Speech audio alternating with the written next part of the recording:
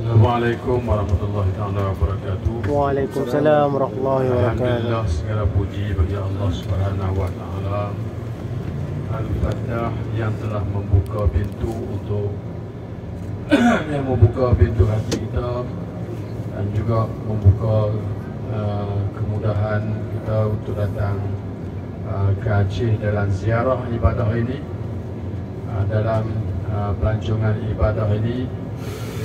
Al-Mu'inul Ibadi yang telah menolong hambanya dengan kudrat dan irada Allah Subhanahu wa taala.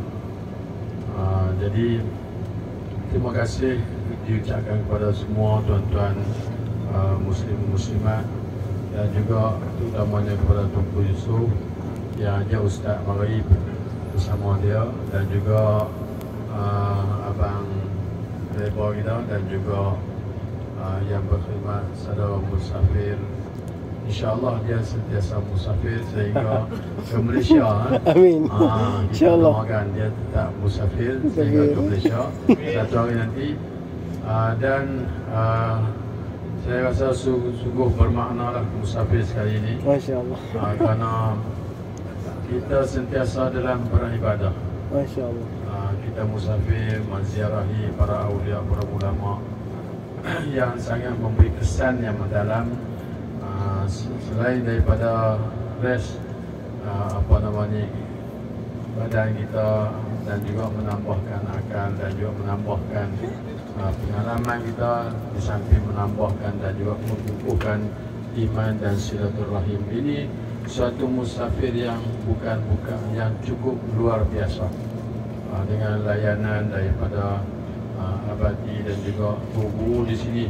Kita tidak lupa ucapkan jutaan terima kasih. Amin, amin. Seterusnya saya mohon maaf kalau ada salah silap, dan juga kalau ada terkasar bahasa dan sebagainya. Dan saya juga menjemputlah tuan-tuan semua untuk menziarahi dan mengunjungi pesantren saya yang tidak seberapa. InsyaAllah pada 20 hari bulan 9 saya ada buat Maulid Rasul. 20 hari bulan 9. Tuan-tuan set masa dah siap. Ada apa ni, kalau nak tidur di sana pun kena walking awal lah, dia terlihat.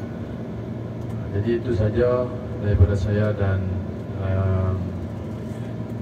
saya juga bagi pulanglah kepada tuan-tuan semua untuk